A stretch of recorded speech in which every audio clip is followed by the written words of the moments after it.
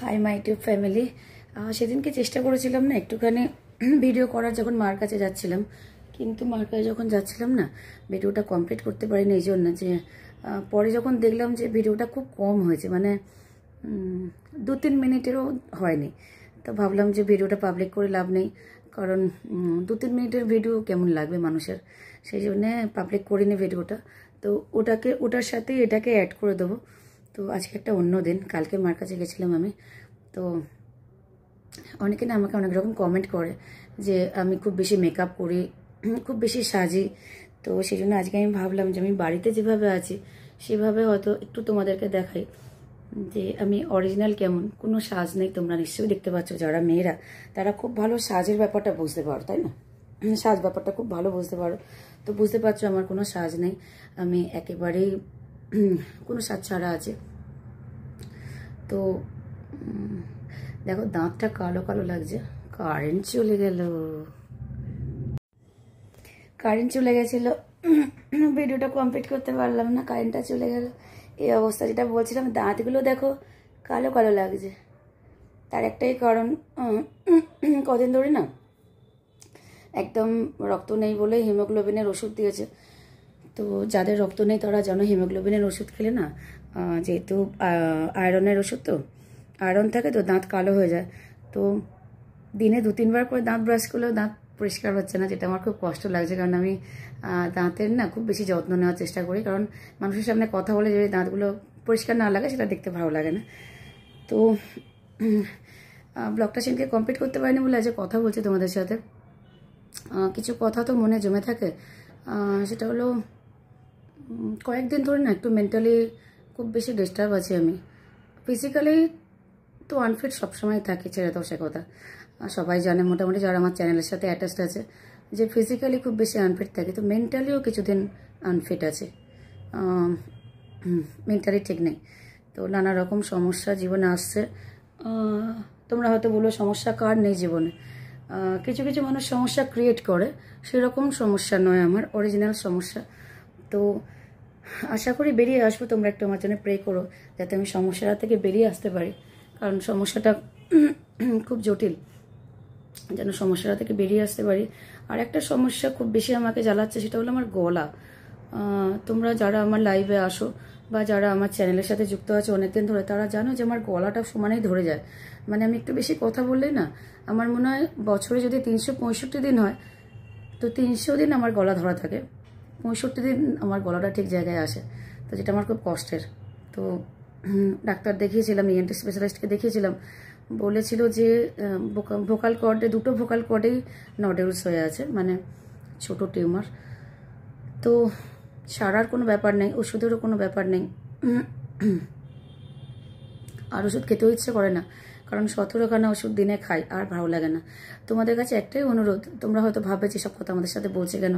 আসলে হয়তো মেন্টালি একটু ডিপ্রেসড আছে, খুব বেশি হাইলি ডিপ্রেসড আছে, যার জন্যে কি বলবো ভেবে পাচ্ছি না। কিন্তু ভিডিও অনেকদিন দেওয়া হচ্ছে না, সেই জন্য। আর তখন বন্ধ হয়ে গেল, এই জন্য কারেন্ট অফ হয়ে গেল। এখন জেনারেটার দিয়েছে তাই আবার কথা বলছি, আবার জেনারেটার একবার অফ করে কারেন্টটা আসবে, সেটাও এর মধ্যেই হবে। তো এমনকি না পাখাটা জোরে রাখলেও না নিঃশ্বাসের এত কষ্ট হয়, পাখাটা একদম কমিয়ে দিয়ে আমি বসে বসে ঘামছি আর তোমাদের সাথে কথা বলছি, কারণ পাখার চাপটাও না নিতে পারি না। পাখাটা যে খুব জোরে চলে, তো মনে হয় নিঃশ্বাসটা নিতে পারি না। তো তোমরা বলবে এত শরীর খারাপ নেই কেন চ্যানেল চালাচ্ছে, নিশ্চয়ই দরকার আছে। দেখো যাদের গাড়ি বাড়ি সব কিছু আছে, কিছুর অভাব নেই, তারা চ্যানেলের লোভে, টাকার লোভে বসে আছে সারাদিন। চ্যানেলের জন্য সবাইকে বলছি একটু লাইক করে দাও, একটুখানি করে দাও, সবাই একটু সাহায্য করো, হেল্প করো, নানা রকমভাবে সবাইকে ইমপ্রেস করার চেষ্টা করছে। কিন্তু তাদের দরকার নেই, জানো তো, তাও করছে।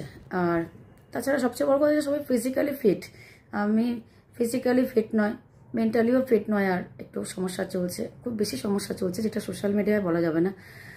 তো সব দিক থেকে একটু ডিস্টার্ব আছে, খারাপ অবস্থায় আছে। আশা করছি ভগবান সব ঠিক করে দেবে, কবে ঠিক করবে জানি না। তোমরা যারা আমার চ্যানেলের সাথে যুক্ত আছো একটু আমার জন্য প্রে করো, যাতে আমি আবার ঠিক জায়গায় চলে আসতে পারি।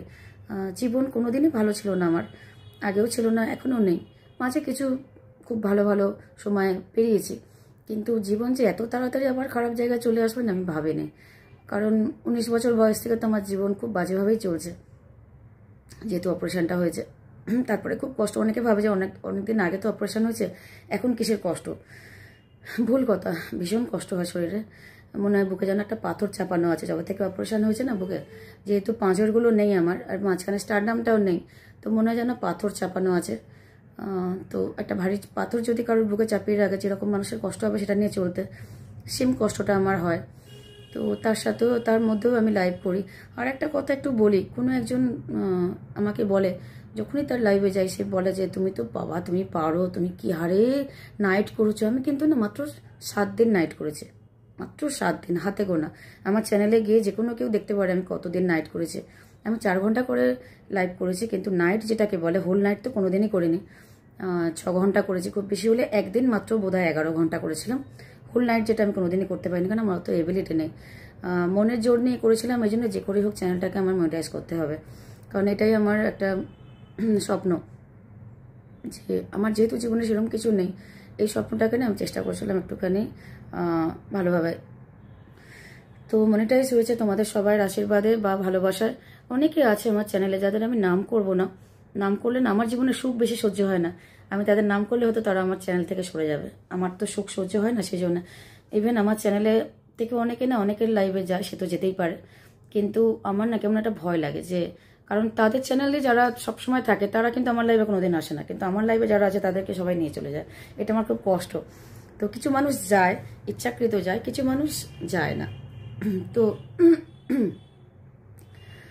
সব সব যারা আমার চ্যানেলের সাথে যুক্ত, যারা আমাকে কন্টিনিউ কমেন্ট করো, যারা আমার ওয়েল উইজার না, তাদেরকে অনেক ধন্যবাদ আমাকে এত সঙ্গ দেওয়ার জন্য।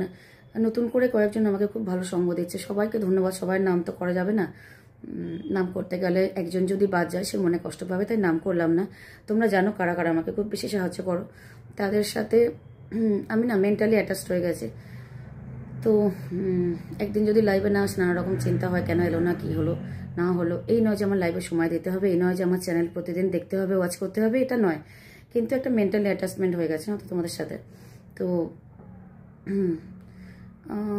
আমার হয়তো ভগবান কিছুই দেয়নি, না আমার রূপের ডালি আছে, না আমি ফিজিক্যালি ফিট, না আমি খুব বেশি কিছু হাই রাইজ কিছু, কিন্তু কি বলতো, মানুষকে না ভালোবাসতে জানি। আমার মনে হয় এটা আমাকে ভগবান খুব বড় একটা উপহার দিয়েছে। এটা আমার খুব বড় বৈশিষ্ট্য যে আমি মানুষকে নিঃস্বার্থভাবে ভালোবাসতে জানি। আর আমি ভগবানকে বিশ্বাস করি খুব বেশি। আমি মনে করি যে আমি যদি সবার ভালো চাই, সবাইকে যদি নিঃস্বার্থভাবে ভালোবাসি, ভগবান আমাকে একদিন ঠিক টপে তুলে দেবে। আমি যে টপে উঠতে চাই সেটা ভগবান নিশ্চয়ই তুলে দেবে, কারণ যারা ডিজার্ভ করে না তারা টপে উঠে গেছে। তো আমি তো ডিজার্ভ করি, কারণ আমাকে ভগবান কিছু দেয়নি, কিছু তো দেবে নিশ্চয়ই, এই আশাতে আমি আছি। তো যাই হোক, তোমাদের সামনে একটু মনের কথা বললাম, একটু রিলিফ পেলাম। সোশ্যাল মিডিয়া আমি জানি মনের কথা বলার জায়গা নয়, তাও রিলিফ পেলাম বলে একটুখানি, কারণ তোমরা আমার খুব ভালো বন্ধু। যারা বাংলা বোঝো না তারা বুঝতে পারবে না হয়তো, যদি এটা ইংরাজিতে আসে কথাটা তবেই বুঝতে পারবে, নাহলে বুঝতে পারবে না। তো মাঝে মাঝে অটো ডাবড হয়ে যায়, তখন বুঝতে পারবে। এমনকি রাশিয়া থেকে আসে আমার চ্যানেলে, তারপরে শ্রীলঙ্কা থেকে আসে মিস্টার ডি সিলভা, উজবেকিস্তান থেকে আসে, ইন্দোনেশিয়া থেকে আসে, অস্ট্রেলিয়া থেকে আসে সামাদ ভাই, এরকম অনেকে, মানে কতজনের নাম করবো, রেহমানজি আছে, প্রচুর মানুষ আছে যারা না আমার লাইভে প্রতিদিন আসে এবং অনেক দূর দূর থেকে আসে। তারা প্রতিদিন, আমি যদি না আসে আমার খোঁজ করে যে কেন লাইভ জয়েন করছো না বা কী হয়েছে, তারা আমার কমেন্টও করে। আর একটা জিনিস আমি লক্ষ্য করছি কদিন ধরে, যে আমার চ্যানেলে আমি গিয়ে দেখলাম যে অন্তত 2500 মানুষকে কেউ ব্লক করে দিয়েছে, 2500। তো ইউটিউব থেকে আমার কাছে মেসেজ এসেছিলো, তো আমি ভাবলাম যে দেখি কি হয়েছে ব্যাপারটা, গিয়ে দেখলাম যে এত ভিউ কেন কমে যাচ্ছে। তাই দেখলাম যে 2500 মানুষকে কেউ ব্লক করে দিয়েছে। আমি জানি না কে করে দিয়েছে, তো সব ব্লক আমি খুলে দিলাম। আমি তো পাই না, আমার মেয়ে খুলে দিল। তো এটাও না আমার কাছে খুব বড় একটা আঘাত, যে আমি সবাইকে বিশ্বাস করি, কিন্তু কেউ তো এমন আছে বা ছিল আগে, যে বিশ্বাসটা ভেঙে আমার এই চ্যানেলটাকে এই অবস্থা করেছে। তো যাই হোক, সবার ভালো হোক। আমার যদি কেউ ক্ষতি করে, তার যে ক্ষতি হবে আমি তা বলবো না, আমি চাই সবার ভালো হোক। আর যে ভালো, যে ক্ষতি করেছে সে শুধরে যাক, ব্যাস এটুকুই আমার বলা, আর কিছু নয়। সবাই ভালো থেকো, প্লিজ আমার চ্যানেলটা ওয়াচ করো। আমি সবার মতো সুস্থ নয়, আমি খুব অসুস্থ একটা মানুষ, বাঁচার চেষ্টা করছি। আর চ্যানেলটা আমার কাছে খুব নেডি হয়ে গেছে, মানে চ্যানেলটা গ্রো করা আমার কাছে খুব দরকার এই মুহূর্তে। তো প্লিজ একটু সবাই সঙ্গ দিও। সবাই ভালো থেকো, টাটা।